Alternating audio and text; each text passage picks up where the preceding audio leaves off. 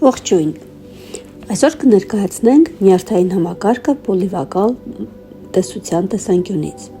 Այս տեսանյութի նպատակն է օգնել ձեզ հասկանալ ձեր նյարդային համակարգը եւ ձևավորել դրական հարաբերություն նրա հետ։ Թեև այս միտքը կարող է տարօրինակ հնչել, սակայն նյարդային համակարգի աշխատանքի գիտակցումը կարող է օգնել ձեզ ավելի լավ կարգավորել ձեր արձագանքները եւ բարելավել ձեր ընդհանուր բարեկեցությունը։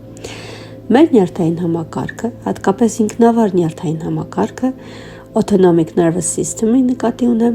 առանցքային դեր ունի մեր ֆիզիկական եւ հոգեկան առողջության մեջ։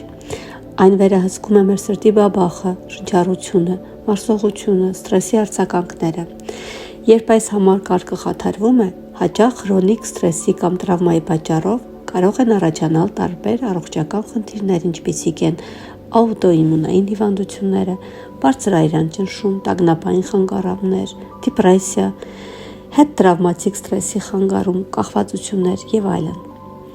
Այս խնդիրները հաճախ ունենում են իրենց արմատները անցյալ տրավմաների, մանկության դժվար փորձառությունների եւ նյարդային համակարգի կարգավորման խանգարումների մեջ։ Պոլիվագալ տեսությունը,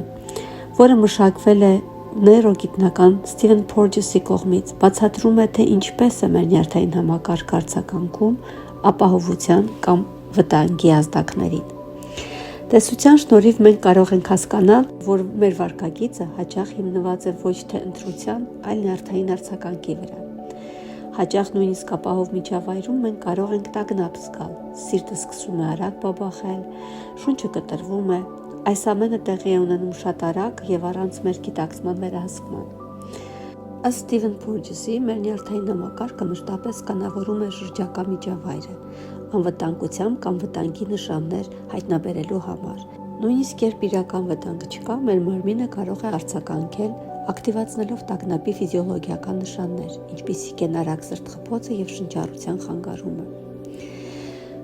Մի փոքր ներկայացնենք պոլիվագալ տեսությունը։ Ըստ Փորջեսի, սա տեսություն է ապահովության վերաբերյալ։ Պոլիվագալ տեսության 3 ամենակարևոր սկզբունքներն են հիերարխիան, նեյրոընկալումը եւ համակարգավորումը։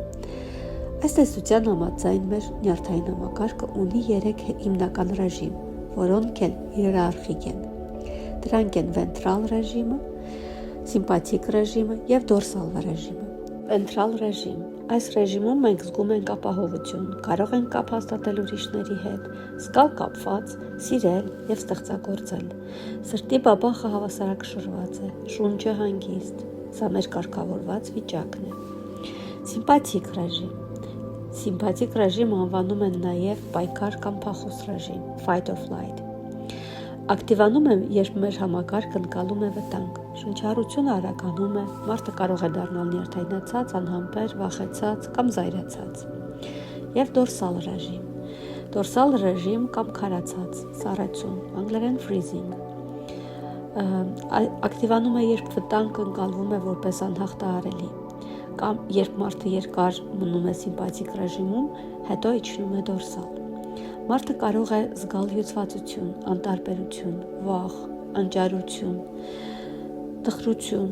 Այս ռեժիմը կոչվում է փլուզման ռեժիմ, collapse, երբ մարդը կատարյալ անջատված վիճակում է։ Սա մեր նյարդային համակարգի ամենահին ռեժիմն է։ Այս ռեժիմները լինում են նաև խառնված։ Օրինակ, երբ մենք խաղում ենք, պարում ենք, այդ ժամանակ վենտրալ եւ սիմպաթիկ ռեժիմները խառնված են լինում։ Կամ ասենք, երբ մենք քնած ենք, մեր դորսալ եւ վենտրալ վիճակը խառնված է լինում։ Եվ վերջիվերջո, երբ որ մենք սառած քարացած վիճակում ենք, բայց դեռ չի հասել փլուզման, այդ ժամանակ մեր սիմպաթիկ եւ դորսալ վիճակներն են խառնված լինում։ Երկրորդ սկզբունքը պոլիվագալ տեսության դա նեյրոընկալումն է, neuroception հասկացությունն է, որը Սթիվեն Փորջեսի հորինած բառն է, այսպես ասած։ Մեր նյարդային համակարգի անգիտակցական ունակությունն է սկանավորելու շրջակա միջավայրը, ապահովության կամ վտանգի նշաններ հայտնաբերելու համար։ Եվ երրորդ սկզբունքը դա համակարգավորումն է, co-regulation-ը, self-regulation եւ co-regulation, ինքնակարգավորում եւ համակարգավորում։ Այս համակարգավորման շնորհիվ մենք կարողանում ենք կարգավորել մեր նյարդային համակարգը։ Իսկ ինչ դեր է կատարում տրավման մեր կյանքում։ Տրավման կարելի է նկարագրել որպես կապի քրոնիկ խաթարում, այսպես է սահմանում Բորջեսը տրավման։ Այն խաթարում է մարդու բնական կարողությունը կապ հաստատելու ինքն իր հետ, ուրիշների և շրջակա աշխարհի հետ։